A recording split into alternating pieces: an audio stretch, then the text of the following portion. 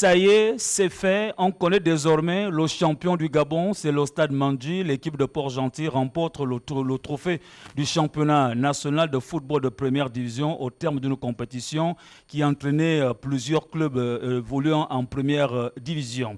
Dans cette émission, on fera le point, sinon le bilan de cette formation, de cette équipe de Port-Gentil. On va également faire un bilan de l'organisation de cette compétition avec les consultants qui sont ici ce soir. Brice Nengue, bonsoir. Bonsoir, Rory. Ça n'a pas été facile du côté de Dovendo. Non, pas du tout facile. Un mauvais match, oui. Disons plutôt un non-match de l'équipe qui prétendait encore au titre à la dernière journée. Malheureusement, ça ne s'est pas passé comme ils le voulaient. Je pense que les joueurs ont dû jouer le match longtemps avant de rentrer sur le terrain. Ils n'ont jamais pu se retrouver sur le terrain. Mermoz, bonsoir. C'est un plaisir de vous retrouver. Alien Joss également, Aspelican. La défaite d'Aspelican a surpris plus d'un. Oui, ça a surpris plus d'un, plus qu'à la mi-temps, Aspelican menait. Oui. Et on a été surpris de voir qu'à la fin du match, sur la FC 105 a été plutôt, on va dire, concurrent. Peut-être les jeunes du FC 105, sachant que tout était joué, avaient plus d'envie de pouvoir mieux terminer, on va dire, cette saison que la Aspelican qui, eux, n'ont pas voulu peut-être mettre tous les moyens de leur côté pour essayer de se battre pour cette éventuelle place de qualifié continental qui leur tendait quand même un peu les bras. Gaëtan Koka, bonsoir. Bonsoir, M. Bekari. Au stade Mondédan de Siban, il n'y a pas eu de surprise? Non, pas de surprise. La hiérarchie a été respectée et sans grande surprise, voilà, le championnat, du moins le tournoi a connu son épilogue et nous en débattrons tout au long de cette émission. Sylvain, bonsoir. Bonsoir, Rodrigue. C'est terminé le championnat national de football de première division. En beauté ou pas? En beauté, un joli feu d'artifice, on va le dire, quand on réunit la belle victoire de Stade Mandji face à l'Union sportive de Bitam, quand on parle de la formidable ferveur populaire, l'adhésion du public gabonais dans les différents stades qui ont accueilli ces matchs du championnat de première division. Non, on va dire que ça a été un final en apothéose. On n'est pas surpris du trophée remporté par le Stade Mandji. On est déçu par l'Union sportive de Bitam. Un peu déçu également par rapport à Manga Sport. On n'est pas trop déçu. Bon, on était plus ou moins... on savait plus ou moins que l'Aspelican ne pouvait pas aller plus loin, tutoyer les étoiles. Mais bon, on a quand même fait une belle prestation. Par contre, Stade Bigovéen, Akonda, bye-bye. Il va falloir travailler dur pour retrouver l'élite.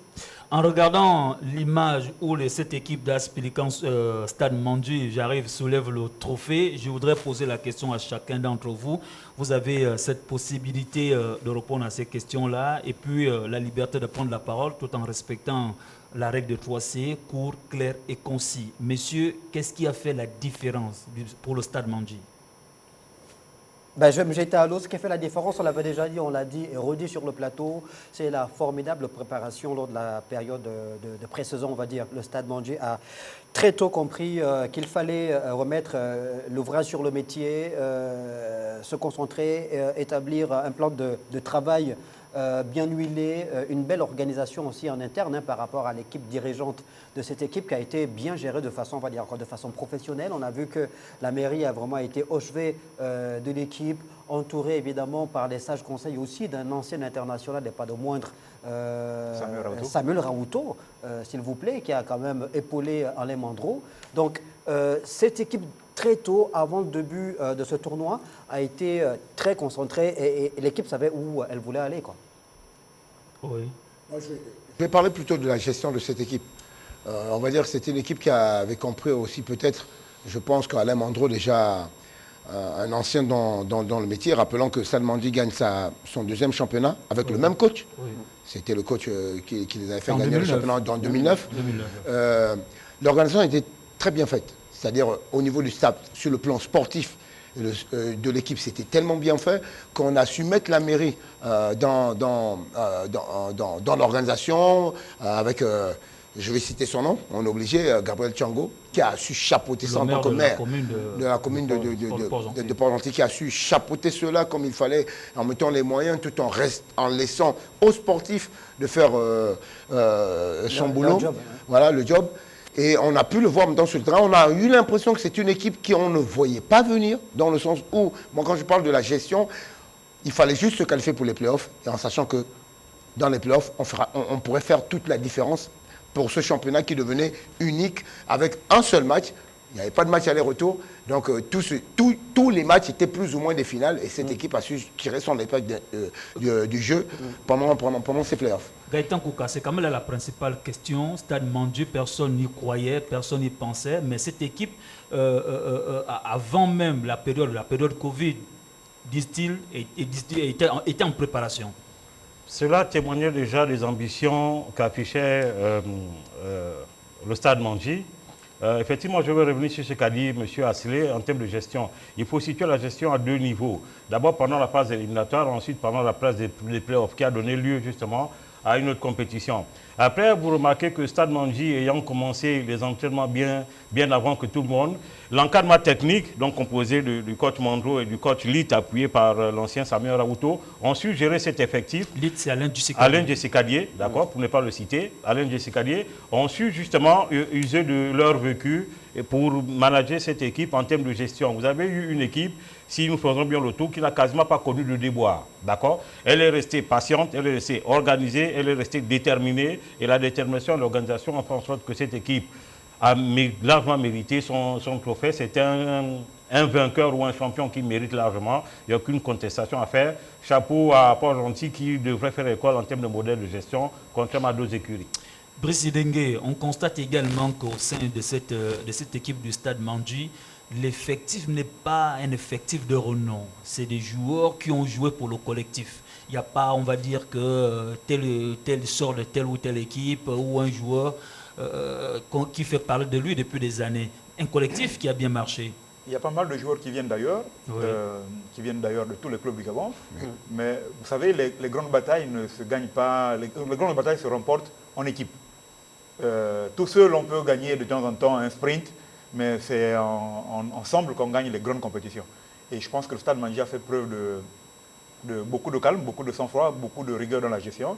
Et on a coutume de le dire ici, et d'ailleurs je le relève presque souvent, c'est la meilleure organisation vers laquelle doivent tendre nos clubs. L'organisation du Stade Manji qui est basée sur un sponsor qui est bien connu et qui n'a presque pas de problèmes financiers chaque année, qui met suffisamment d'argent pour l'organisation de toutes les sections sportives au niveau de Port-Gentil. Je pense que le Stade Manji, je ne trahirai pas un secret en disant qu'en conversation avec le président du Stade Manji, oui, lors de la dernière CAN, il m'avait déjà affiché ses ambitions. Il avait dit qu'il se donnait cette année d'abord une année d'observation, mais il était sûr qu'il allait tutoyer les sommets, mais il était sûr qu'il avait maximum 2 ans pour remporter le titre du Gabon. On en rigolait, mais il était sérieux quand il disait que son objectif n'était rien d'autre que de ramener Port-Gentil au sommet du football national. Et aujourd'hui, c'est chose faite. Je pense que c'est fait de belle façon. Quand vous regardez que pendant la trêve, quand tous les clubs n'arrivaient plus à payer leurs salaires, les salaires de leurs joueurs, Stade Manji continue à payer des joueurs qui ne s'entraînaient pas, qui ne jouaient nulle part. Il n'y a jamais eu de problème au niveau salaire du côté de Port-Gentil. Quand ils ont décidé de libérer les joueurs, ils ont continué à payer les gars. Et quand Stade Manji a compris que le championnat allait vite reprendre, ils sont vite revenus. Et d'ailleurs, la mère de Port-Gentil était pour beaucoup dans l'organisation du tournoi de pré-saison qui s'est joué au niveau de Port-Gentil et les résultats sont là. Slange Pambo, Alain Mandro, la clé de la réussite du Stade Manji. L'une des clés. L'une des clés, évidemment, l'une des clés, parce que Mermoz parlait évidemment de sa longue expérience, du fait que ce soit lui qui donne pour la 2e fois le titre de champion du Gabon à cette équipe de Manji, à qui il avait déjà donné le titre, on l'a dit, en 2009. Ensuite, on revient évidemment sur la recette ou sur les arguments qui ont fait recette. La bonne organisation, la bonne gestion de ce club Stade Manji. C'est parti évidemment, on a parlé, Brice parlait tout à l'heure du fait qu'il y ait certains joueurs qui soient venus quasiment des 4 coins du Gabon. Bato Manéné, avant d'aller à Manji, je crois qu'il était à Bouangui Sport. Il a fait une très belle campagne africaine avec cette équipe également. Avec Mali. Voilà, donc il y a eu cet effort qui a été fait par le staff technique de Manji dans le recrutement, un recrutement de qualité, pas forcément d'hyperstars, de grosses stars du championnat national, mais de joueurs déjà confirmés et en devenir. D'ailleurs, on se dit pourquoi est-ce que Bato Manéné ne serait pas déjà aux portes de la sélection nationale national, tant ce garçon-là dégage de l'assurance, beaucoup de qualité sur le plan athlétique, le plan physique. C'est un défenseur central, je crois. Milieu défensif. Milieu défensif, voilà. Donc, il a énormément de qualité. Donc, la gestion, la bonne organisation, la bonne gestion, le professionnalisme dans justement la gestion de cette équipe-là, ça a tranché avec ce qui s'est vu ailleurs. Hein? Mermoz, on revient. Je voudrais que vous gardez la main. On va regarder les statistiques d'abord de cette équipe. En fait, le classement d'abord dans la phase aller. On va regarder comment le Stade Mandji a dominé cette phase dans la poule A. Voilà, on regarde un peu cette fois. Stade Mandji à 27 points. Ça, c'était à l'issue, bien sûr, de la dans phase la de poule poule. A, de la phase de poule. Est-ce qu'aujourd'hui, on ne doit pas crier, ça ne doit pas être considéré comme une surprise au regard de cette performance présentée par cette équipe? Justement, on va dire en off, avant que nous commencions cette émission, je regardais justement ce classement avant cette émission. Il faut aussi rappeler que le Stade Mandji, non loin pour leur dire qu'ils méritent leur titre, avait plutôt un groupe plutôt à leur portée, vu qu'ils étaient parmi déjà les favoris, avec Manga et l'USB qui se retrouvaient tous les deux dans le groupe. On peut dire que Mounana était à la portée de parce que Mounana, il y avait Mounana, il y avait quand même Wengeli. Rappelons que le chef sportif Mounana a plus fait confiance à sa jeunesse du centre de formation. C'est une équipe en reconstruction. Voilà, en reconstruction, quand même une vraie équipe. Qui a pris L'Uso avec les déboires que... Ça reste que de nom. Voilà, l'Uso avec les déboires que l'on connaît. Wengeli Sport qui a été une équipe qui a été, après les campagnes africaines, plus ou moins dépouillée. Stade Mégovéen qui n'était pas à la fête dans le recrutement. Et le F705 qui a été plutôt la surprise même de ce groupe pour se retrouver en play-off devant justement un Wengeli Sport qui sortait de campagne africaine. Je dirais que Stade Mandji avait peut-être une phase de poule peut-être plus abordable, mais je pense que la préparation en amont et avec ce groupe a permis à ce groupe, regardez la différence de points entre Stade Mandji et le deuxième qui est l'AS Pélican, a fait que ce groupe est venu dans ces playoffs avec une très bonne confiance et un jeu bien élaboré. Et on a pu le voir pendant toutes ces périodes des playoffs parce que pour moi, excusez-moi, j'ai essayé de regarder quelques matchs, c'était peut-être l'un des plus beaux footballs que j'ai vu avec l'USB, même si l'USB n'a pas su concrétiser souvent ses actions. Moi, j'ai vu un bon football avec le Stade Mandji. On parlait du recrutement, un recrutement intelligent. Il a été vraiment intelligent avec Manime, Boutamanene, Joe Boussougou. C'était très intelligent. Des joueurs qu'on disait en devenir ou intermédiaire entre celui qui peut être une star ou un joueur simple. Et je pense qu'avec le travail d'Alain Mandro derrière, un féru, parce que rappelons que cet Alain Mandro a fait connaître l'AS Pélican quand il était coach de l'AS Pélican, où on voyait déjà de bonnes choses avec ce coach. Il assume tant le développement avec le Stade Mandji, aidé par deux bons anciens de football que sont celui qu'on appelait Zinedine Zidane, Alain Tshisekedi et Samuel Raoto. Je pense que c'est mérité pour le Stade Mandji qui a su gérer tout son championnat. Phase de poule et playoffs compris, par rapport aux autres qui étaient, à un moment, on va dire que l'USB, peut-être, excusez-moi de le dire, a été peut-être très confiant de sa phase de poule, ne sachant pas que les playoffs se jouaient sur maintenant un match, à l'instar un peu de ce qui s'est passé en Europe avec la Covid, où on a eu une phase éliminatoire directe avec juste un seul match, pas de match retour. C'était des finales, chaque match. Les statistiques nous confirment bien la bonne forme et la bonne gestion du Stade Mandji. Maintenant, je ne suis pas tout à fait d'accord avec Mermoz lorsqu'il dit qu'une équipe, parce que vous voyez, il faut partir du principe que c'est une équipe en reconstruction qui a présenté un bon football, monsieur Assele l'a dit, mais après derrière, la bonne intelligence de l'encadrement technique pour avoir su justement bâtir un groupe, d'accord? D'ailleurs, à ce titre, je voudrais faire mien les propos tenus par un ancien sportif, pour ne pas le citer, Michael Jordan, qui à son temps disait le talent gagne des matchs, mais l'intelligence sur le travail d'équipe gagne des championnats. C'est la parfaite illustration que Stade Mandji nous présente ici. Ça veut dire que le coach a eu beaucoup de patience, beaucoup de méthodologie. Après, comme je le disais, il y a eu une gestion à deux niveaux. D'abord, il fallait sortir des playoffs, donc il fallait économiser d'abord en termes d'effectifs. Comment faire tourner, comment gérer les résultats, comment gérer les joueurs pour qu'ils puissent être performants. Ensuite, on rentre dans le playoff. Et le playoff a démontré que Stade Mandji a su gérer son effectif en termes en termes de prestations, en termes de performance, et le résultat ne peut surprendre personne, si ce n'est dire bravo et chapeau à l'encadrement technique. Brice Ndengue, avec vous, on va regarder le classement au terme, bien sûr, des 5 matchs joués de ces playoffs, le classement, le positionnement définitif de chaque club, mais également, puisqu'il est question d'évoquer le stade Mandji. C'est la meilleure gestion, je pense, la meilleure gestion du stade Mandji qui conforte sa position de leader du championnat. C'était déjà de pouvoir arriver à cette phase de play-off en toute confiance. Vous remarquez que le stade Mandji n'aura pas perdu de match. La seule difficulté posée au stade Mandji aujourd'hui aura été le match contre Manga, où ils font le nul. Mais en dehors de ça, le stade Mandji a survolé les débats, survolé quasiment tous les adversaires. Ils ont eu un calendrier concret. Invaincu, hein? Invaincu, oui. Invaincu, oui. Mais ils ont eu un calendrier quand même assez compliqué. Ouais. Démarré par des équipes dites faibles, commencer par 105 d'Ikaki, et puis finir la saison en jouant Pélican, Manga et USB.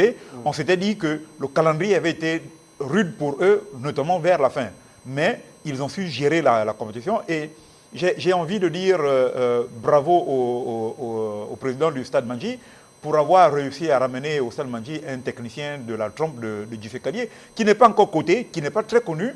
Mais quand on regarde la qualité des équipes que Djissé Kadié a tenues, notamment dans le championnat de l'Estuaire, il a survolé le championnat de l'Estuaire en jouant avec un plan de jeu bien précis. Et ça se voit aujourd'hui au Stade Mandji que Mandro s'est beaucoup appuyé sur son fils, son cadet, pour pouvoir élaborer les stratégies de jeu. Et notons surtout que Alain Djissé Kadié est l'un des rares aujourd'hui à être allé à l'extérieur, gagner un tournoi au Maroc avec les U15 de Saint Mounana, et en jouant de la même façon. Il avait été d'ailleurs plébiscité au niveau du Royaume chérifin.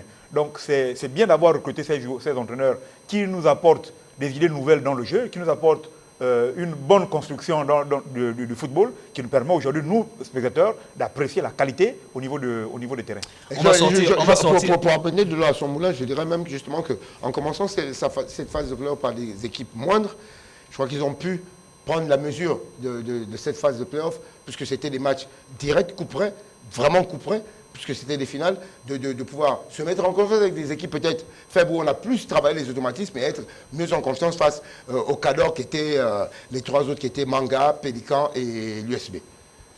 Ok, on va profiter pour regarder, en fait, et se faire une idée des différents résultats qui ont sanctionné les dernières journées du championnat national de football de première division. Vous regardez l'Union sportive d'Ibitam qui s'est inclinée face au stade Mandji, qui donne le titre à cette formation de Port-Gentil. Le football club Canon 105, la surprise est quand même venue de là. 105 qui s'impose face à cette formation de AS Pélican. Manga Sport qui fait un match nul face à cette équipe de AS Dikaki. Slange Pambo. Oui, écoutez, un final avec beaucoup de surprises aussi. Évidemment, comme on l'a dit, à l'exemple de cette victoire du Canon 105 face à l'équipe de l'AS Pélican. C'est une belle victoire pour 105. On a tous aimé le retour en championnat d'élite du Canon 105. C'est quand même le club le plus titré dans l'histoire du football gabonais. Évidemment, ça fait plaisir de savoir que l'un des grands de notre championnat n'est pas mort, est bien présent. Et on imagine que cette période de vacances va servir à l'encadrement technique du Canon 105 pour pouvoir davantage travailler pour que l'équipe s'installe dans les hauteurs du championnat pour la saison prochaine. Après l'Union sportive de Bitam, c'est finalement, qu'on le veuille ou non, la grosse déception de ce championnat parce qu'elle avait été citée comme étant l'équipe favorite. On a vu qu'elle a fait une belle phase de groupe. On a vu qu'elle a eu le public le plus fervent. Je voudrais que vous gardiez ces arguments-là, puisque l'Union sportive de Vitam est dans notre conducteur. On va regarder une très belle image de stade Mandji qui soulève le trophée. Le stade Mandji, champion du Gabon. Il faut rappeler que c'est la 2e fois depuis 2009. Messieurs, est-ce que le stade Mandji peut avoir, est-ce que le public peut avoir un espoir de la participation du stade Mandji en Champions League africaine? Oh, mais ça, c'est une autre paire de manches. Ça va être compliqué. Au-delà, c'est vrai, on a gagné le titre. Non, mais le Stade Mandji a eu sa licence CAF, donc il ne devrait pas avoir de problème, puisque vous Non, participez... je parle en termes de préparation. En général, les préparations En du termes Stade de Mandji sont préparation. liées aux activités politiques de la ville de Port-Gentil. Oui.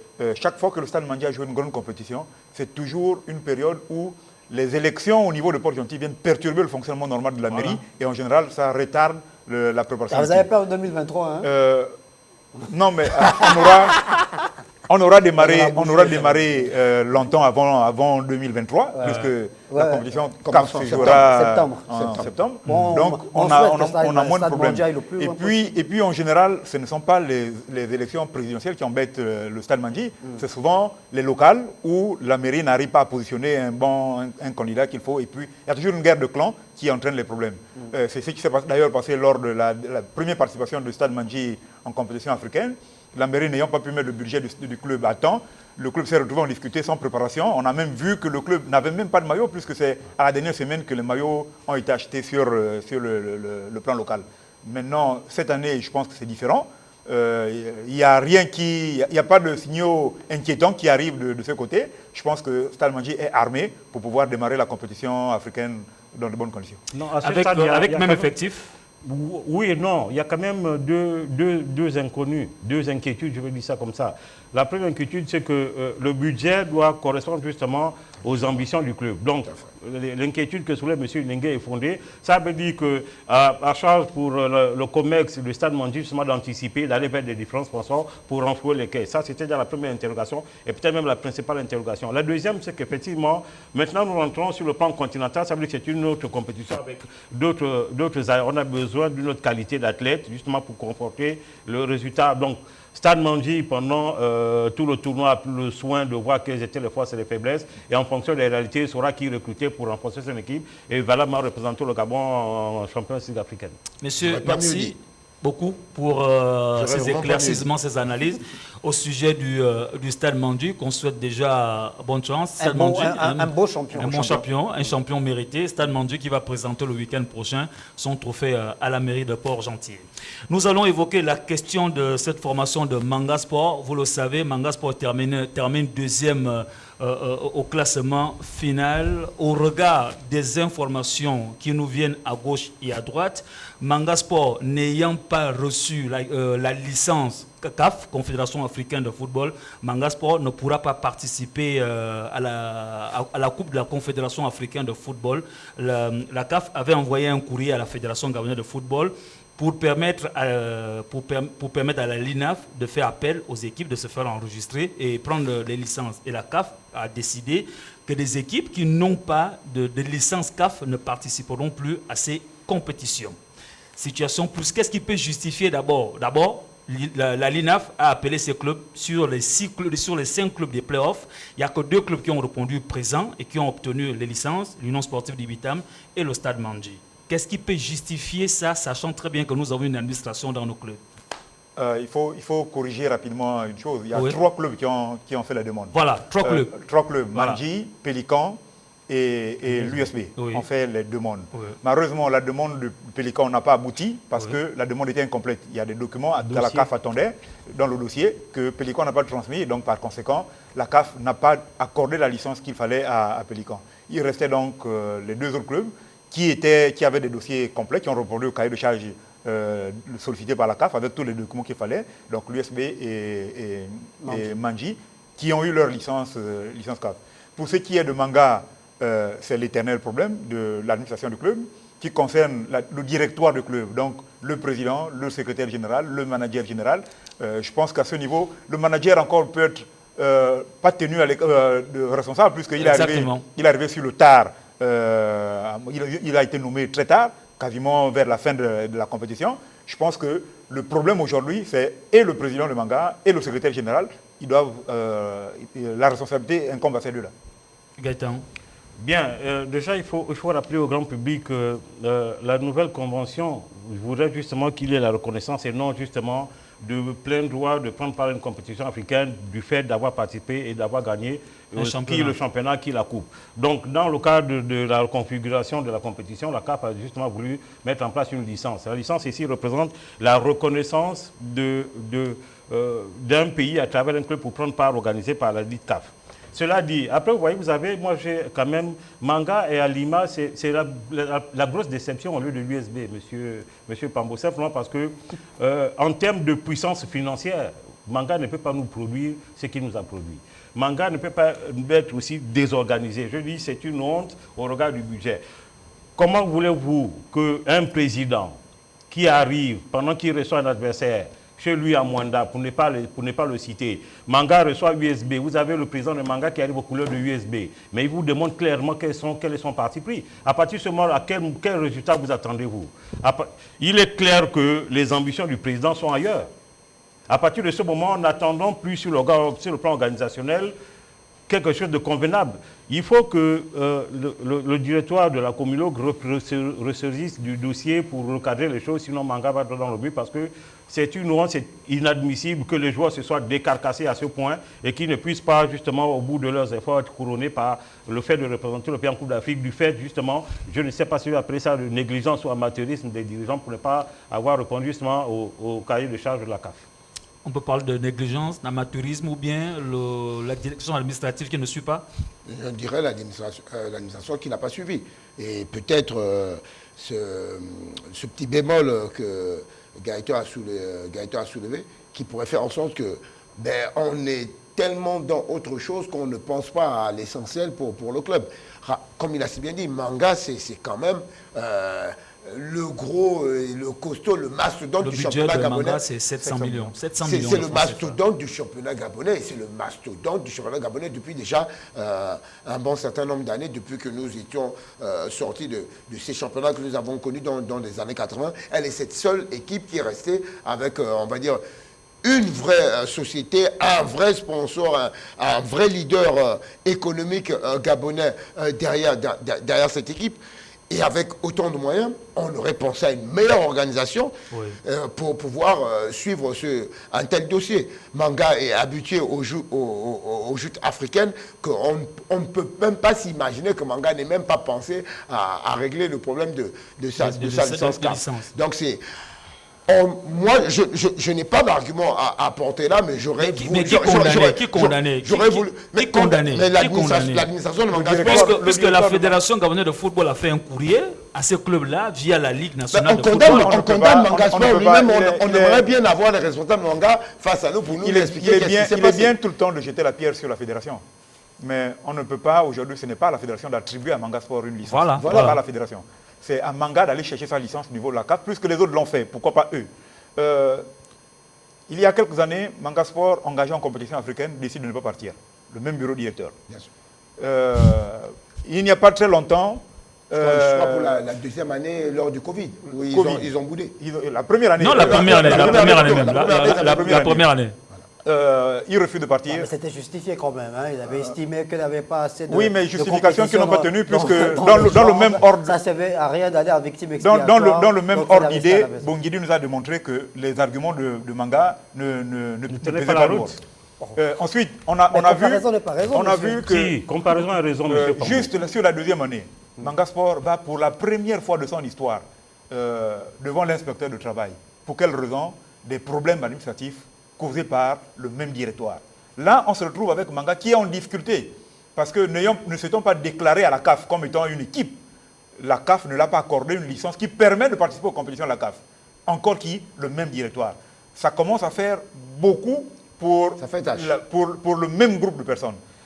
Manga Sport ne peut pas fonctionner, un club de la dimension de Manga Sport ne peut pas fonctionner de façon aussi amateur, en fait, de façon aussi négligée. Parce que Manga Sport tourne avec qui? Avec un secrétaire général qui est assis à Libreville, parce que affecté à Libreville pour des raisons professionnelles.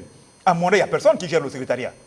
Aujourd'hui, c'est le manager général de Manga qui essaie de faire du secrétariat. En fait, on est dans une inorganisation inacceptable. C'est l'amateurisme. C'est de l'amateurisme. J'ai même envie de dire, c'est vraiment comme si les gens qui sont à la tête de Manga ne comprennent rien dans le football. On va poursuivre. Je comprends la passion qui vous anime pour cette... C'est une réalité. Vous voyez, il y a des cadres dans le football dans chaque pays. Lorsque vous arrivez dans certains pays, il y a des noms qui sont cités parce qu'ils sont des pionniers, parce qu'ils sont des leaders. Vous ne pouvez pas arriver au Gabon et Manga Sport se comporte comme ça. Je dis, le président de Manga Sport doit simplement déposer sa démission. Simplement. Alors, Slange Pambo, le cas est là. Manga Sport n'a pas pu obtenir la licence. Non. Stade Mandji, le Gabon sera représenté par un seul club. Normalement, Que le Stade Mandji. Normalement, on regarde cette nouvelle convention mise en relief il y a quelques Puisque As Pélican est troisième, l'USB... Écoutez, je me suis renseigné, puisque j'ai eu la CAF, pour essayer de savoir quelles étaient nos possibilités aujourd'hui, puisque nous n'avons pas... Parce que je voulais savoir s'il y avait quelque chose à faire encore pour Manga Sport. Tout à fait. L'idée, c'était de savoir si la CAF pouvait nous accorder une dérogation pour nous permettre de nous enregistrer. Oui. J'ai eu la commission qui s'en occupe. Malheureusement, la commission juridique. Malheureusement, c'est très difficile. Ouais. C'est très difficile. Ils ont promis de me rappeler aujourd'hui, mais très tard. Jusque-là, à l'heure de l'émission, je n'ai toujours pas de nouvelles. Mais par contre, il y a une possibilité aujourd'hui pour la Fédération gabonaise d'inscrire un club à la place de Manga Sport. Là, ça reste un club qui a la licence. Un club qui a la licence. Notamment l'USB. Notamment l'USB. Pourquoi l'USB? Mais parce que Pélican n'a pas de licence. Donc aujourd'hui, le seul qui a la licence... C'est la Fédération gabonaise de football qui doit désormais inscrire. C'est la Fédération gabonaise. Mais là encore... Avec l'accord de l'USB. Mais là encore, il faudra que la Fédération contacte la CAF de façon officielle, parce que moi, je ne suis pas la Fédération. Voilà. Pour demander à la CAF... Encore moins président ou secrétaire général Manga Sport. Voilà, encore moins secrétaire général Manga Sport. Mais là il y a un problème particulier avec Manga ou quoi? Non, simplement que je suis outré de voir qu'un club aussi nanti qui joue d'un palmarès, qui a une identité, qui nous référence, puisse se comporter comme des gens qui devrais avoir aujourd'hui, cette nuit certainement, les éléments nécessaires pour me permettre de présenter au directoire de Manga Sport pour qu'il fasse la démarche. Mais devenez une bonne fois secrétaire général de Manga Sport, puisque vous avez les éléments. Je suis déjà dans le football pour organiser les supporters, pour l'équipe nationale. Ça me suffit. Mais vous avez la passion et l'amour pour cette équipe de votre province. On ne peut pas être passionné. De votre localité. On ne peut pas ne pas être passionné. Manga Sport, c'est la première équipe de football que j'ai vu jouer. Et donc, moi, j'ai vécu toute mon enfance autour de Manga. Toute ma vie sportive se résume autour de Manga. Donc, c'est normal que je sois passionné de cette équipe-là. Donc, on va attendre du côté d'Ovendo la décision de la Fédération gabonaise de football. Mais aux dernières nouvelles, le président par intérim de la Fédération gabonaise de football ne serait pas d'accord que l'USB soit en coupe de la CAF. Ça veut dire qu'on aura un seul représentant. Non, vous ne serez pas d'accord sur quel élément, sur quelle base? L'USB a terminé 4e. Oui, non, mais là, il s'agit maintenant pour le pays, peut-être. Voilà. Soyons ambitieux, en fait. Non, le débat ne se pose pas vraiment, pardonnez-moi. Vous voyez, on a Bouenguidi il y a 2 ans ou 1 an, lors de la Covid, qui a représenté le Gabon, et une autre équipe 2 fois. Parce que il fallait envoyer des représentants, les mêmes causes reproduisent les mêmes effets. USB la licence, je ne vois pas pourquoi on n'envoierait pas USB à la place de Manga qui n'a pas de licence. Ouais. C'est une question d'image nationale, c'est plus une question d'autre chose. C'est de ça dont je parle que, n'oublions pas que dans ces compétitions africaines, il y a le problème d'indice. Voilà. Il y a un problème d'indice. Ne pas envoyer une équipe en Coupe de la CAF va nous coûter sur le plan de l'indice et qui fera en sorte que nos équipes, quand elles iront encore en jeu continental, commenceront peut-être maintenant toutes les équipes au bas de l'échelle, c'est-à-dire malheureusement, au troisième tour. Aujourd'hui, parce que l'indice, nous l'avons perdu depuis. On l'a perdu. L'indice se renouvelle tous les 5 ans. La dernière équipe qui a joué en phase de poule, qui nous rapporte des points pour nous permettre de grimper en indice, c'était le CF Mounana. Alors, donc, depuis que le CF Mounana est parti, 5 ans plus tard, on n'a pas. Et comme on n'a pas pu placer une équipe dans la zone qui rapporte des indices, on est tombé depuis longtemps. Donc, malheureusement... On est très bas et ça ne va pas nous arranger nos affaires. Ouais, c'est une grosse déception. Le Gabon va se contenter, en attendant bien sûr la réaction de la Fédération gabonaise de football. On va se contenter. La CAF surtout. Voilà, la CAF surtout. Si la CAF met de l'eau dans le vin pour espérer que Manga Sport soit récompensé, parce qu'elle a quand même, cette équipe a quand même joué et obtenu sa deuxième place. Mais l'irresponsabilité aujourd'hui incombe beaucoup plus aux dirigeants de Manga Sport, en tête desquels son président qui doit démissionner. Monsieur le Président, Gaëtan Koka, vous demande votre tête. Alors, pour attitude irrévérencieuse, vous devez démissionner. C'est une obligation morale. Merci beaucoup. Alors, on va poursuivre avec, cette fois-ci, l'Union sportive d'Ibitam, Slange Pambo, Mermoz. On constate aujourd'hui que l'USB domine le plus souvent la phase de poule du championnat national, plus ou moins. Le constat fait, c'est que lorsqu'on arrive à la phase de play-off, l'Union sportive d'Ibitam, c'est véritablement un échec total. Qu'est-ce qui peut justifier ce comportement? Qu'est-ce qui peut être à l'origine, messieurs? Non, bon, échec au vu du résultat. Bon, maintenant, après, on a parlé de gestion. Vous avez eu USB qui, pendant la phase éliminatoire, on va dire ça comme ça, qui a carburé plein régime, oubliant qu'après, il fallait s'économiser un peu, garder un peu d'énergie dans la chaussette parce qu'il fallait attaquer une autre compétition aussi importante. Et celle-ci devait mener droit à la qualification. Donc, je crois que le problème de USB, c'est plus jouer dans la gestion des effectifs, dans la gestion des matchs. Vous ne pouvez pas comprendre que USB ait carburé et gagné quasiment tous les matchs de la phase éliminatoire, est venu chuter. Ça veut dire simplement qu'il y a une baisse de régime. Et la baisse de régime, techniquement, s'explique par le fait que les joueurs n'ayant pas bien récupéré, les joueurs n'ayant pas suffisamment d'énergie, donc justement l'absence de récupération, a fait en sorte que USB se retrouve là.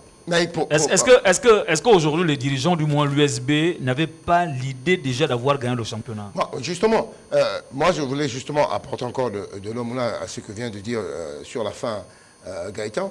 C'est que, rappelons que sur la phase des playoffs, l'USB s'est retrouvé maintenant un peu amoindri, avec une infirmerie qui était gonflée à bloc. Je pense que cette gestion de joueurs a été mal faite, d'où, comme on parlait de cette gestion du Stade Mandy qui a su gérer. Rappelons que, je ne sais pas, pour ceux qui suivent par exemple le basketball américain, la NBA, où on a justement une saison régulière avec 2 conférences, et qu'après on a une phase de play-off qui emmène jusqu'à la finale et au vainqueur, n'est pas toujours champion du championnat de basketball nord-américain. L'équipe qui est première dans sa conférence, c'est-à-dire Est ou Ouest, c'est lui qui soit champion. C'est celui qui a su gérer justement ses finales et sa compétition. Ouais. La compétition, elle est longue dans la phase de poule, mais elle est courte dans la phase de play-off.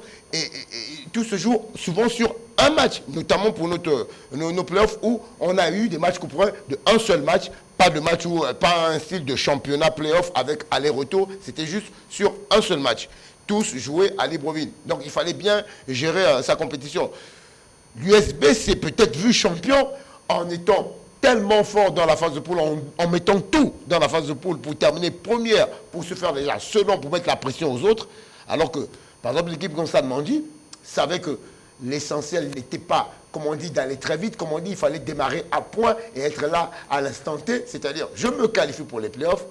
Et après, on a un autre championnat qui commençait sur ce match. Donc, dans l'ensemble, alors on est tous d'accord qu'il y a eu une mauvaise gestion. Dans l'ensemble, ça ressemble plus à une mauvaise gestion de la stratégie élaborée par le staff technique de l'Union sportive de Bitam. Ça avait pourtant bien commencé en termes de recrutement quand même, parce qu'ils ont appelé quand même des joueurs. Juste pour rappeler, l'Union sportive de Bitam perd son championnat avec une seule défaite. Oui, effectivement. Une seule défaite qui a pesé lourd, et cette défaite n'a pas été en phase de poule où elle était déjà qualifiée pour les playoffs. C'est une défaite qui est venue justement sur un seul match. USB a obtenu 2 défaites. Une défaite en phase de playoff, oui, en phase de playoff. Qui a coûté cher. Oui, donc pas de profondeur sur le banc, pas de profondeur sur le banc. Une ferveur populaire peut-être trop pesante ou la présente. Pression. Voilà, la ferveur populaire évidemment sur les épaules du staff technique et des joueurs aussi.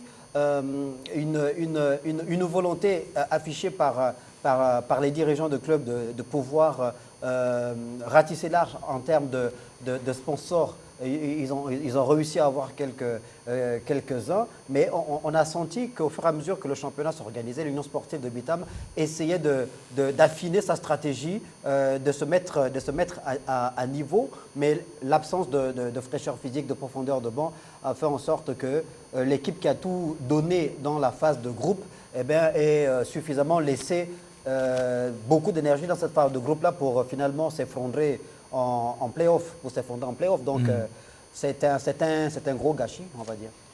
Moi, je pense qu'il y avait des motifs d'inquiétude déjà, même en phase régulière, que personne n'a remarqué. L'USB a démarré très fort le championnat. Oui. Et puis vers la fin, ça a été très difficile. Vous avez remarqué qu'il y a eu beaucoup de matchs nuls vers la fin du championnat. C'est vrai. L'efficacité aussi s'est fait ressentir. L'efficacité s'était fait ressentir. Quand vous regardez Ngele, qui était le meilleur buteur du club, tout à fait, avec cette réalisation, peut-être autour de la troisième journée, quatrième journée. Quatrième journée de la phase régulière. C'est stoppé la quatrième journée. La sécheresse a démarré là, et puis jusqu'en fin de la saison, il n'a plus jamais retrouvé le chemin du but. Je pense Même les poteaux, on n'a plus le retrouvé. Moi, je pense que l'USB paye aussi le prix de la pression populaire. Mais si vous ne pouvez pas gérer la pression populaire... Est-ce qu'elle est mauvaise? C'est pour ça que je veux dire... Est-ce qu'elle est mauvaise? Si vous ne pouvez pas gérer du carburant, au contraire, gérer le carburant, c'est le 12e homme, comme on dit, pour chaque équipe. Pas à l'USB. Si un entraîneur n'est pas capable de gérer la pression populaire, il ne doit pas aller à l'USB. Parce qu'on sait que la pression populaire, c'est le seul club au Gabon qui est capable de vous apporter cette pression qui n'est pas mauvaise, qui vous permet de vivre en fait. Non, mais on voyait aussi cette pression-là au niveau du match Manga Sport Football Club Canon 105. Les supporters de Manga Sport qui étaient... Oui, les supporters de Manga mettaient cette pression aussi. Mais Manga, à l'époque, était géré de façon...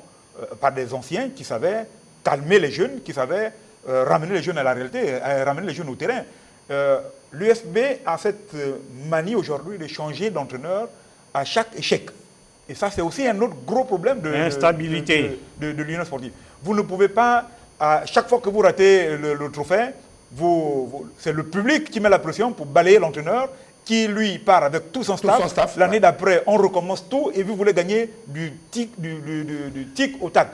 Mais c'est quand même assez compliqué. Je pense que l'USB gagnerait à se remettre un peu ça c'est en stabilité. En termes de conseils. Non, mais ce genre de gestion, justement, emmène que...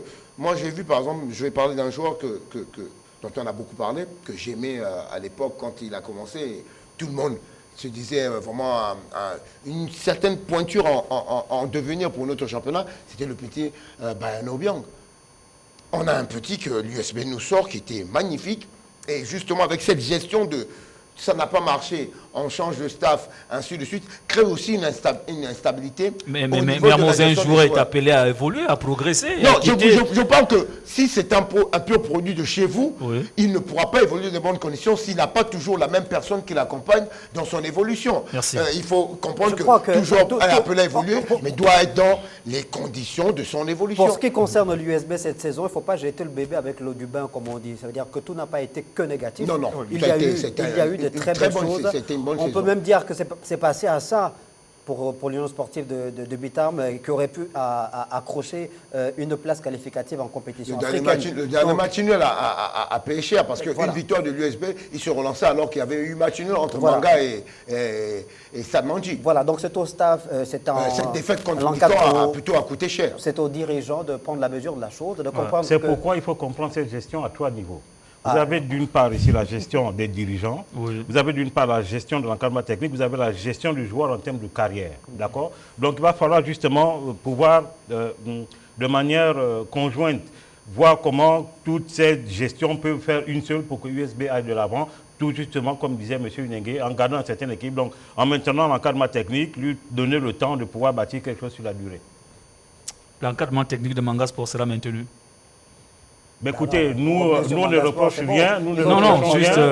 Jusqu'à preuve du contraire, nous ne reprochons rien à l'encadrement technique de Manga Sport. Les déboires de Manga Sport sont connus et commis par les dirigeants, donc c'est à ce niveau qu'on devrait revoir les choses pour le niveau de l'encadrement. On garde même staff également du côté de l'USB, oui, on conserve et puis on va... On a tous vu, je crois, on va dire quoi, 24 heures avant son dernier match face à Manga Stade Mandji, face au Stade Mandji, pardon, cette vidéo que certains ont jugé maladroite de la part de Brice Ondo, l'entraîneur de l'USB, qui est quasiment venu demander pardon aux supporters de Bitam, puisqu'il sait qu'évidemment les supporters sont tellement derrière leur équipe qu'ils mettent beaucoup de pression, que Brice Ondo est venu quasiment s'excuser pour ce faux pas de ne pas avoir décroché le titre de champion. Au moins une place, surtout la place africaine. Surtout la place africaine, parce que l'Union sportive de Bitam joue la place africaine. Je pense quand même que ne joue pas les places africaines, l'USB joue le titre, c'est comme Manga. Exactement. Mais je pense que pour Brice... Merci du rappel. Je pense aussi pour Brice Ondo, ses excuses viennent du fait que Brice Ondo... Il y avait la pression. Non, c'est la pression, mais c'est un ancien de la maison. Oui. Brice Ondo connaît... Et puis il a gagné plusieurs titres aussi avec l'Union sportive de Bitam. Il connaît l'USB, c'est la maison. Lui, il sait qu'il ne sera pas traité comme un coach lambda qui vient d'ailleurs. Brice Ondo, il est connu dans la maison, il est connu dans la ville de Bitam, il est connu à Garçon. Donc on considère ça comme une faute professionnelle de sa part de ne pas avoir pu donner le championnat. Voilà, pour lui... Est-ce que aussi c'est de sa faute? Je crois que c'est... Gaëtan parlait de la gestion chez les dirigeants. Oui, d'accord. Est-ce que les dirigeants de l'USB ont suivi? Est-ce que nous sommes rentrés? Non, mais pour lui, je pense... Vous remarquez très souvent que Brice Sanglo est l'un des rares entraîneurs, l'un des meilleurs d'ailleurs du pays. Moi, je pense, sûr, moi, je suis entièrement l'un des d'accord. meilleurs du pays. Mais il a cette manie d'utiliser un groupe et de l'épurer totalement. Oui. Il ne fait pas beaucoup de rotation parce que... À la Bielsa. Voilà, il ne fait pas beaucoup de rotation et malheureusement, ce championnat était particulier. Dans sa durée, dans la cadence, avec tous les voyages, ça a été très difficile. Et là, la stratégie qui consistait à bien asseoir son équipe ne peut pas fonctionner. Messieurs, merci beaucoup. On va évoquer d'autres... Je pense que les excuses, c'est plus pour dire, pardonnez-moi de ne pas avoir eu le résultat escompté, en sachant que lui, il a une cote d'amour auprès du public de Bitam qui n'est pas négligeable. On va parler de Asdi Kaki et Football Club Canon 500. On a intitulé ça la surprise des playoffs. Est-ce que chacun de vous attendait Asdi Kaki, Football Club Canon 105 au peloton du départ? Non. Honnêtement parlant, non, je ne crois pas. On considère que ça a été une surprise. Soyons honnêtes, je ne pense pas. Je crois que nous avons fait une émission juste avant le début de ce championnat. Où on ne mettait pas Asdi Kaki. On avait bien parlé des favoris et des outsiders. Voilà. Je ne pense pas que FC105 d'abord qui venait d'en bas. Donc on ne les voyait pas, on se disait que le club allait peut-être se maintenir et attendre pour l'année prochaine. Mais à Asdi Kaki, on ne les attendait pas. Avec tout le respect que j'ai pour ce club, on ne les attendait pas à ce niveau. On avait plus ou moins identifié un peu les favoris et les troubles faits de ce championnat. Et on a été plutôt surpris par certains qui nous ont déçus. Très bien sorti comme Asdi Kaki. Oui, assez bien. Moi, je pourrais dire que le FC105 n'est pas un inconnu. En fait, quand on est joueur du FC105, avec l'histoire du Canon, on a une certaine culture. Quand on vient en équipe première, on ne va pas en championnat en se disant que nous, on vient de la D2. On vient en championnat parce qu'on sait qu'on a une histoire à porter. Et dans ce cas, pour moi, c'est une demi... C'est un peu costaud, mais c'est comme quand tu vas jouer au Barça ou au Real de Madrid. Tu ne viens pas... tu viens dans un club où il y a une histoire. Il y a une certaine culture de la gagne. Quand vous regardez autour du Canon, c'est des anciens de l'équipe qui sont là, qui managent aujourd'hui. C'est une demi-surprise. La vraie surprise pour nous, c'est vraiment Dikaki, parce que Dikaki, personne ne peut l'attendre. Quand vous regardez qui est Dikaki, qu'est-ce qu'ils ont fait dire dans le championnat. On sait que les joueurs également ont manifesté avec tous les problèmes que Dikaki dès le début de la compétition. Il faut féliciter ce parcours. C'est quand même extraordinaire d'avoir terminé dans les trois premiers d'un groupe. Au début de cette émission, je disais, lorsque vous arrivez dans chaque continent, dans chaque pays, il y a des cadors. Aujourd'hui, pour ceux qui est du Cap du Gabon, vous avez le football Canon 105, vous avez Manga Sport, vous avez l'USB, vous avez le CF Mounana. Quand ces équipes sont inscrites au départ d'une compétition, c'est d'abord elles que nous voyons. Le reste suit. Ce n'est pas pour faire un jour à quelqu'un, mais c'est une norme. Ça nourrit les pronostics et ça renvoie au palmarès, à la réalité. D'accord? Au recrutement également aussi. Après, vous avez, vraiment pour moi la surprise, c'est Asdi Kaki. Vous avez une équipe, pardonnez-moi, qui sort de nulle part, qui arrive à sortir de la phase de poule et qui rentre dans les playoffs et qui arrive dans les playoffs pour faire des bonnes prestations contre des équipes UP. Je dis chapeau à l'encadrement technique, courage aux joueurs en espérant que cette équipe ne va pas éclater. Au contraire, il est question maintenant de trouver des moyens de la renforcer pour qu'elle soit beaucoup plus performante et pourquoi pas être aussi championne la saison d'après. Ne pas éclater, je ne pense pas. Je ne miserai pas dessus. Sinon, c'est de l'argent jeté dans un pari inutile. Parce que Dikaki a terminé la saison vraiment malgré le coach, par exemple, est resté là malgré lui. C'est pourquoi je parlais de retrouver un peu d'argent, de façon à épurer une certaine dette et préparer la saison de... On profite de saluer Edgar Ndjebi de Kaga également. Fervent supporter de cette équipe qui a mobilisé les troupes également, notre confrère de Gabon Première. Beaucoup de mobilisation derrière pour essayer d'épauler le directoire du club. Ça a apporté quand même un peu d'argent. Ils se sont bagarrés comme ils pouvaient. Et d'ailleurs, je ne trahis pas Edgar. Ils sont en train de préparer déjà la saison prochaine avec des courriers qui vont chez tous les dignitaires de la province pour permettre à tout le monde de revenir vers la maison. Je crois que tout a été dit par rapport à l'intention que je voulais faire justement en disant que l'Asdi Kaki, au regard de ce qui a été fait, on a compris que pour cette équipe, c'était un problème d'organisation, un problème organisationnel. L'argent, c'est toujours un problème d'organisation. Parce qu'on ne s'est pas préparé en amont, on ne s'est pas mis d'accord. Au-delà du fait que ça soit un problème organisationnel, il faut aussi de la responsabilité, l'autorité on ne s'est pas mis d'accord. Des dirigeants. Attends, mais justement, je pense que c'est-à-dire que vous ne vous mettez pas d'accord entre vous, vous dirigeants du club. Quand on a un problème organisation dans un club, c'est qu'au niveau des dirigeants aussi, il peut avoir beaucoup de problèmes. Vous avez des n'allez pas me dire que l'AS Kaki n'a pas de personne pour pouvoir mettre des moyens ou bien de sponsors. Non, mais moi je ne suis pas totalement d'avis lorsque tu dis que... Il ne faut jamais te mettre sur ça. L'argent... Non, il y a deux pans. Il y a ici une organisation, il y a des moyens. Je vais illustrer. Manga soit un budget, mais regardez l'organisation de Manji. Oui, c'est vrai. D'accord. L'argent vient faciliter... aussi un budget, hein? Non, pas comme Manga soit, je suis désolé. En termes de budget, ils sont incomparables. Manga a 3 fois le budget de Manji. D'accord. Mais quand vous voyez l'organisation du Stade Manji, et c'est là où la différence est faite. Ça veut dire qu'avec peu de moyens, les choses étaient tellement limpides et claires ou fluidifiées que les choses sont passées comme elles étaient. Manga soit avec son budget a eu beaucoup de complications. D'accord. Un budget sert justement à vous permettre de facilement élaborer un plan d'action. C'est tout.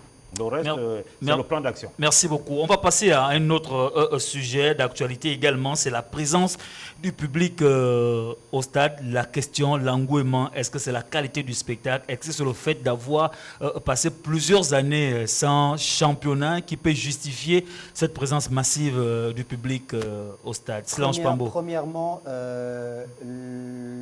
les Gabonais sont des passionnés de football. Ça, c'est une vérité. J'ai même envie de dire que... Évidence aussi. Voilà, c'est une évidence. Je suis en train d'ouvrir une porte ouverte. Donc, on est passionné de football. On a été sévré justement de cette passion-là pendant 2 ans. Et ça fait plaisir à tout le monde de savoir qu'on reprenait le championnat de première et de deuxième division. Et la formule aussi qui a été choisie, peut-être sachant qu'elle ne devait pas s'étendre sur la durée, a fait en sorte que l'envie était tellement forte de retrouver les travées et de savoir aussi que les gouvernants, les responsables qui gèrent le football, la Fédération gabonaise de football et la LINAF, ont surfé sur cette vague-là en se disant, là ils ont été psychologues ou pédagogues, on va appeler ça comme on veut, en se disant, bon... Ils ont été bons dans le marketing, dans la vision marketing de la chose. En se disant, nos compatriotes aiment beaucoup le football, ils ont fait 2 ans sans aller dans les stades, on reprend la compétition, elle ne va pas s'étendre sur la durée. Elle est courte. On va ouvrir les stades. Ouais. On va leur offrir ça gratos, cadeau. Et ça a bien marché. Parce que même quand le championnat était plus ou moins bien organisé, les prix des billets n'étaient pas aussi onéreux que ça. Mais il n'y avait pas de masse. Il n'y avait pas de masse dans les stades. Oui, allez-y rapidement. On a senti cette ferveur-là. Donc je crois que ça a été bien pensé. La politique a été mise en relief pour permettre à ce que les gens retrouvent les travées des stades. Et puis, je n'ai pas compris, j'ai été moins agréablement surpris par rapport à la spontanéité, c'est-à-dire la réaction du public, des Gabonais. Est-ce que c'est pas sur le fait que c'était gratuit La mobilisation du côté de l'USB, du côté de Mangasport, du côté même de Dikaki qui a essayé de tout faire pour créer une certaine ambiance autour de... Bon, l'USO... Non. Il y a eu, de mon point de vue... On attend Tchibanga FC en première division. Il y a eu, de mon point de vue, 3 paramètres essentiels qui ont poussé justement à la mobilisation des supporters et des spectateurs. D'accord? Vous avez d'abord la gratuité. Ensuite, vous avez la durée. Mais n'oublions pas que nous avons notre équipe nationale qui, fraîchement, est sortie de la CAN, qui a fait amende honorable, même si le résultat, par rapport à l'autre, n'était pas celui-là. Mais le fait que les joueurs de l'équipe nationale se soient mouillés comme ils se sont mouillés, a redonné envie au public gabonais de se réapproprier justement cette passion du football. Je pense que ce sont ces 3 paramètres qui ont fait en sorte que nous puissions avoir une mobilisation monstre au niveau de... Permets-moi, Brice Dengue, est-ce que cela aussi n'est pas le fait que les gens se sont identifiés au club? Écoutez, les gens se sont toujours identifiés au club, ils sont au stade. Oui. Identifiés au club. Oui, tout le monde s'est toujours dit. Par exemple, moi, je vais au stade parce que l'USB joue.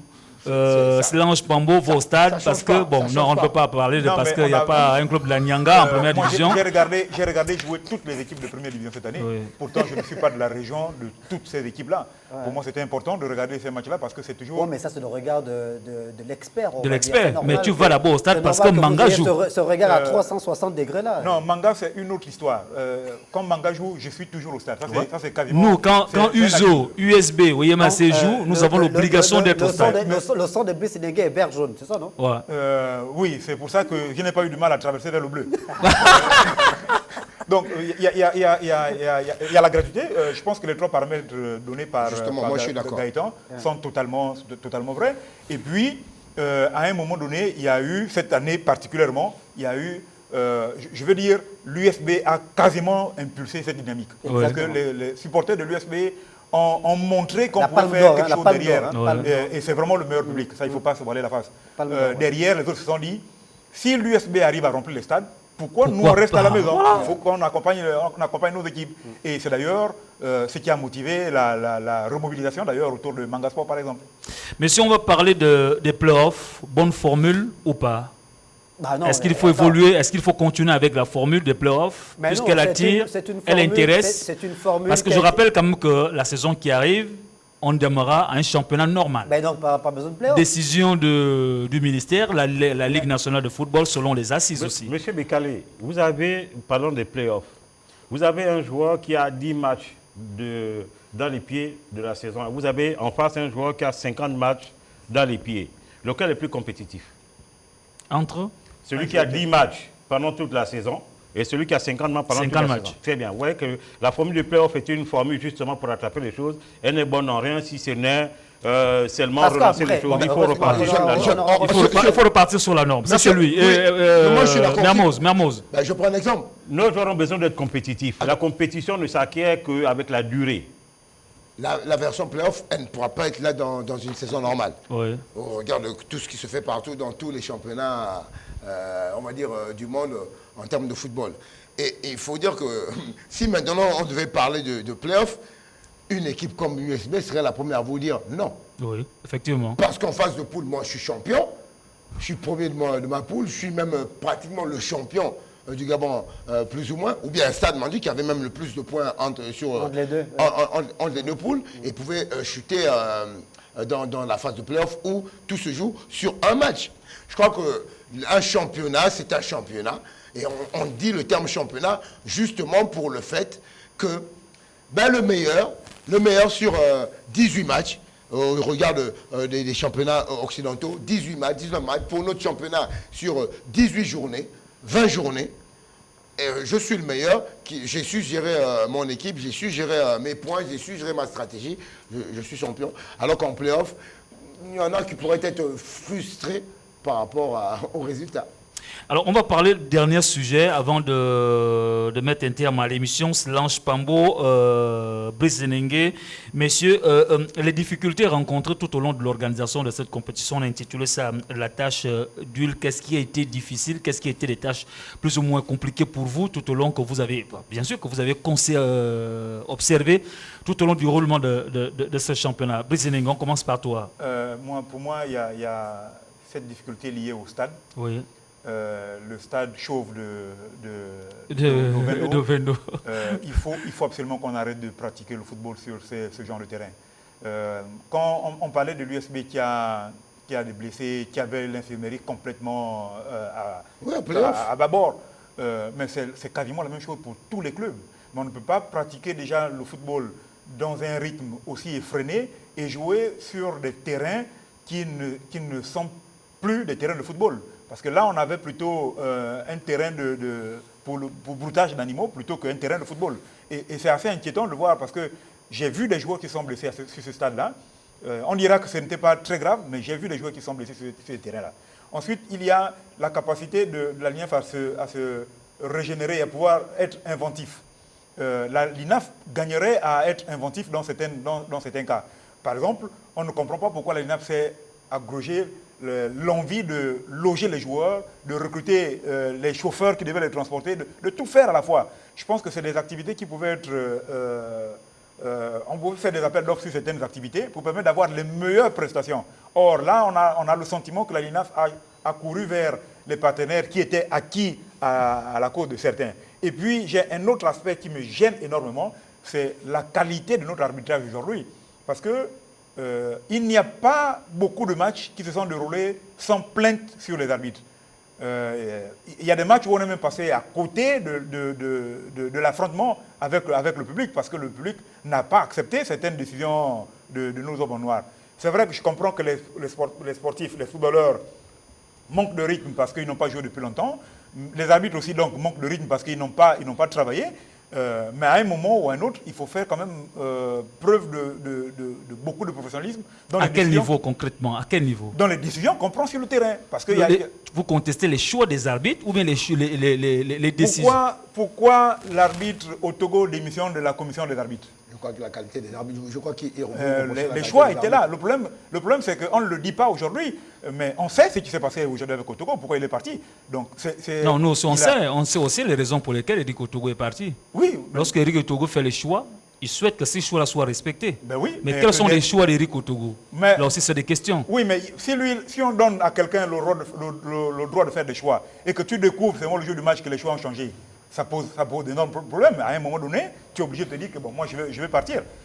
Donc, ça fait trois choses qui, moi, m'ont gêné dans le championnat, qui, à la limite, ces trois choses ont créé d'énormes difficultés dans la gestion des équipes. Les voyages difficiles, la nutrition difficile, les logements difficiles. Et malheureusement, ça n'a pas été... Mermoz, tâche d'huile au niveau de l'organisation. Moi, la tâche d'huile, ça a été... on décide de faire un championnat court. Un tournoi. Non, vous appelez ça tournoi, lui il appelle championnat. Scientifiquement, c'est un tournoi. D'après pas ça championnat. Sinon, c'est lui qui a la parole. C'est le championnat national foot 1. Il n'y a pas de problème, Gaëtan. C'est le championnat national foot 1. Ce sera comme ça qu'il sera inscrit à la CAF et dans les hautes instances, plus que... allez sur les applications que nous avons dans nos téléphones pour les scores en direct, on écrit national foot 1, championnat gabonais. Voilà, merci. Donc, je dirais que moi, ce qui m'a un peu déplu, c'est les manquements. Ouais. Les manquements dans le sens où on décide de faire un championnat aussi court.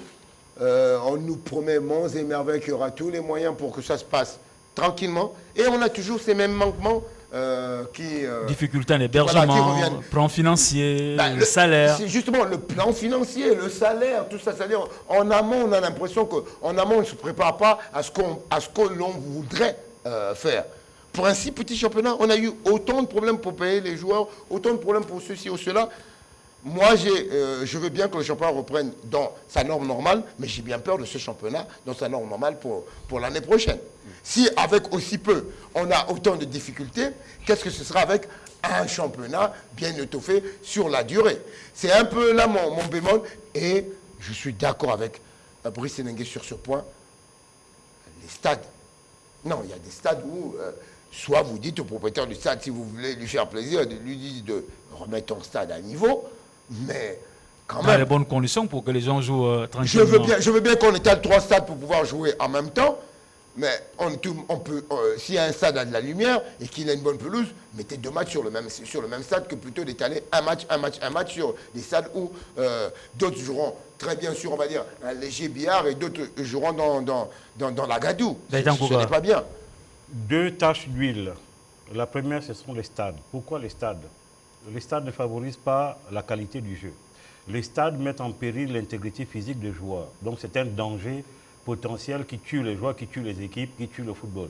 Ensuite, vous avez les finances. Les finances nous permettent d'avoir une meilleure organisation que d'avoir, comment dirais-je, présenté à la face du monde les insuffisances de nos clubs qui voyagent en bateau, qui voyagent en canoë, qui ne se nourrissent pas, qui se vêtissent mal et compagnie et compagnie. On ne peut pas comprendre qu'on nous dise que sur 2 mois, qu'il y ait 3 milliards de débloqués et qu'il y ait ça comme spectacle. Je dis c'était une honte et que si les choses devaient reprendre 3 semaines, prenons le temps que de dire que nous allons prendre 3 semaines, de bien régler les choses à tous ces points, de façon à ce que nous ayons un véritable championnat national qui soit compétitif et attractif à tous les niveaux.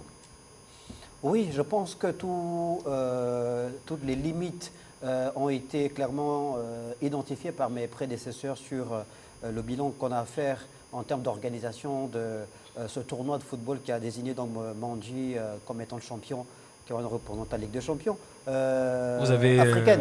Les stades, vous avez permis à ceux qui parlent de tournoi aussi. Je reviens comme Grise, comme Mermoz, comme Gaëtan sur les stades. Il faut peut-être qu'en ce qui concerne les stades, on voit clairement quels sont les 2 stades qui nous ont posé énormément de problèmes pendant ce tournoi. C'est le stade Idriss Ngari, Brice parle d'Ovendo, c'est normal. Stade municipal d'Akwa Kamloyem. Le stade d'Idriss Ngari et le stade d'Aquacam. Alors si on a fait une croix sur le stade d'Aquacam d'Oyem en demandant à l'USO d'aller jouer à Bitam, pourquoi ne pas faire une croix sur le stade Idriss Gary d'Ovendo, tant il a été sachant très bien qu'on avait également le stade clairement démontré qu'il ressemblait plus à un champ de patates qu'à un stade de football. Première division. C'est pourquoi justement vous faites bien, M. Bekane le dit, le stade Idriss Ngari peut rentrer en travaux, bon, pour des raisons de réflexion, et puis mettre le stade de Nzayon à contribution, ça permet justement aux joueurs de s'acclimater sur les deux stades. Parce que vous voyez, lorsque vous allez dans le Maghreb, c'est jamais des stades synthétiques qui vous présentent. Donc le joueur étant déjà habitué, donc c'est simplement...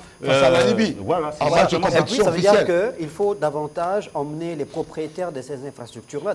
Déjà, on ne remerciera jamais assez ces propriétaires-là, que ce soit Jean-Boniface Assélé, que ce soit Idriss Ngari, par exemple, d'avoir eu l'intelligence, il y a plusieurs décennies maintenant, de pouvoir construire ces infrastructures-là. Donc il faut nécessairement que ces propriétaires-là, notamment en ce qui concerne le stade d'Ovendo, puissent établir peut-être des partenariats. J'ai une question. C'est moi qui pose des questions. Non. C'est moi qui pose des questions, monsieur. Pardonnez-moi, je ne veux pas m'arroger vos prérogatives. C'est simplement une interrogation. Sans le stade de 105 et celui de l'USM, celui de Siban, le stade de 105 et Monédan. Le championnat national se joue à Libreville. Oui, mais justement... Parce que même l'INGS, il est mi-herbe. Sans le stade de Siban et de 105. On va y revenir. Dernière préoccupation. Monsieur Pambou n'a peut-être pas la réponse tout de suite, mais en offre, il vous donnera les éléments. C'est pas moi qui pose la question. Voilà, c'est pas voilà. Ministre des Sports. Le ministre des Sports, ils vont certainement trouver la solution. Alors, dernière question avant de mettre un terme à cette émission, revenir à la rubrique carton jaune. Au terme de ce championnat, est-ce que Patrice Neveu a de quoi mettre sous la dent? Ah ben oui, quand même, on ne va pas dire que... Au terme de ce championnat, est-ce que Patrice Neveu... Rodrigue, le problème c'est que là, tu es en train de m'anticiper sur le carton que je voulais donner. Allez-y. Il a fait l'effort cette fois-ci d'assister quand même à plusieurs matchs durant tout... Est-ce qu'il y a eu des qualités? Est-ce qu'en septembre, lors des matchs amicaux, puisque les éliminatoires, est-ce que Patrice Neveu peut prendre le risque de dire que...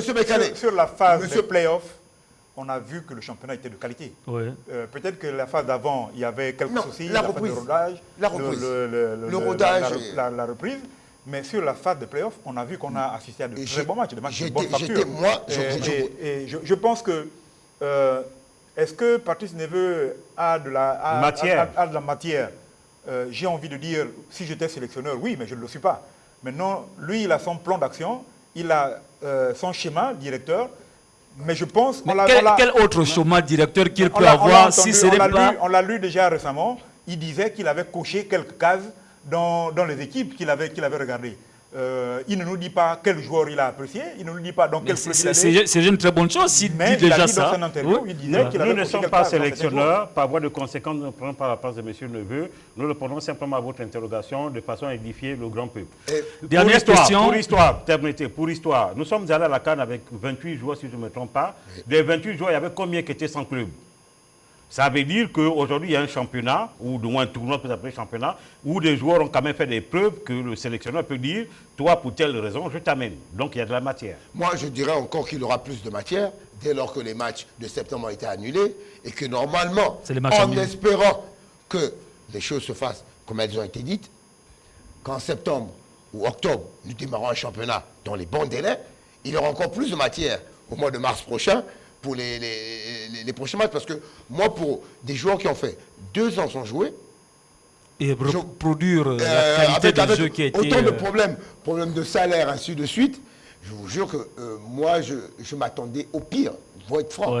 On s'attendait à un championnat caca, excusez-moi du terme, mais on a eu de la... Moi, je vous dis que depuis le début du championnat, j'ai été surpris de la qualité de ce championnat, même en phase playoff où c'était un peu poussif, mais plutôt en phase de poule, où on sentait qu'il fallait que ça rentre dans le bain, et j'ai même été surpris, on va dire, de ce plongeon dans le bain. Mais moi, j'étais agréablement surpris maintenant en phase de playoff, notamment par notre champion Stade Mandi, qui m'a montré de très belles choses. Et même l'USB, qui a peut-être raté sa phase playoff, mais qui m'a montré de belles dispositions. Je pense que ça a été un niveau acceptable pour cette reprise après 2 ans sans inactivité. Gaëtan Kouka, est-ce que Patrice Neveu peut faire un programme de regrouper les meilleurs joueurs du championnat? Est-ce que c'est possible? C'est son travail. pour moi, ce sont regrouper devoirs. uniquement les joueurs Les meilleurs, ils récupèrent les meilleurs, les locaux, uniquement les locaux. Est-ce qu'il y a cette possibilité? Non, je pense que nous avons le CHAN qui vient jouer cette fonction, donc ce n'est pas utile.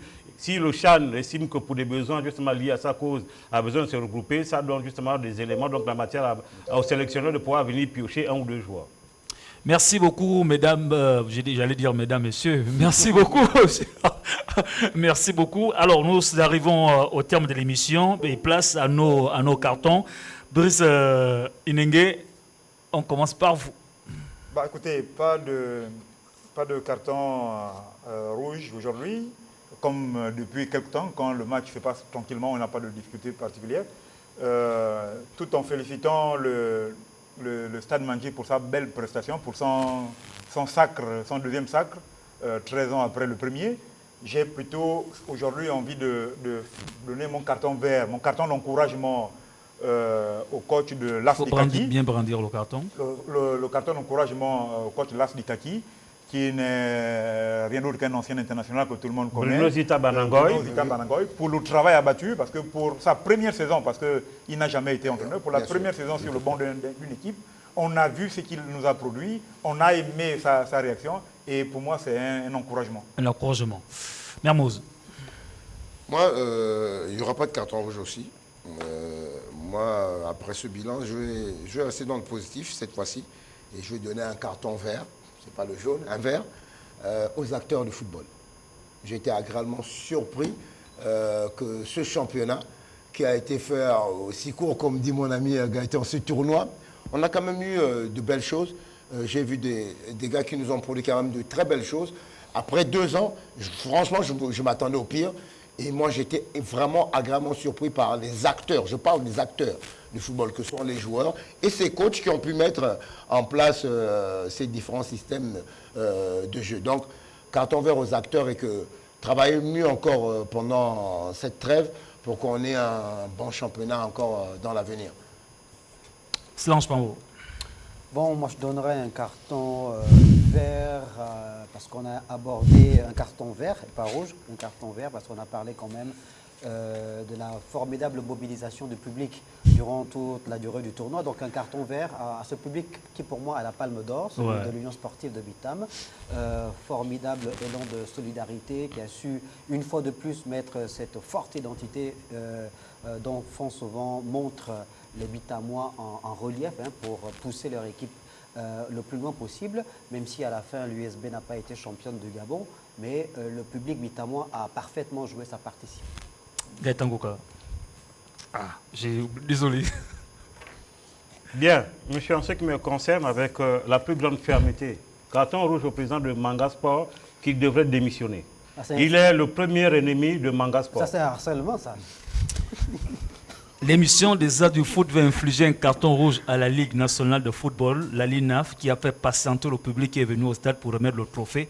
On ne sait pas où le trophée était passé. On nous fait savoir que le trophée se trouvait du côté du stade de Sanseigne. Côté de Sanseigne. Le trophée se trouvait du côté du stade Idriss Ngari. Pendant ce temps, le public attendait la remise du trophée. Manga Sport, tout le monde était là. Le public est même parti. Une partie du public est même sortie. Donc, carton rouge à ce manque de professionnalisme du côté de la Ligue nationale de football. C'est le carton rouge des As du foot. C'est le calice jusqu'à la Ligue. Merci beaucoup. Les As du foot, c'est terminé pour aujourd'hui. On remercie la réalisation de Joël Mounouga, l'équipe éditoriale chapeautée par Berlek Lekoba. On aura l'occasion de vous retrouver lundi prochain, un numéro très spécial. Mais on vous dit quand même qu'on prend congé de vous, en espérant vous retrouver dans un mois, c'est ça? Dans un mois, c'est la dernière émission des As du foot, mais on aura une émission spéciale, bilan, Ligue nationale, organisation du championnat national de football de première division, avec comme invité Brice Mika Ndjambo, le président de la LINAF. Messieurs, merci, ce fut un plaisir d'être avec vous pendant plus de 49 émissions à passer ensemble. On espère qu'on va revenir en bonne santé, en bonne forme, pour reconduire les mêmes personnes, mais également accompagner les téléspectateurs à avoir les informations de qualité. Merci à chacun de vous. Portez-vous comme un ballon de foot, toujours en mouvement.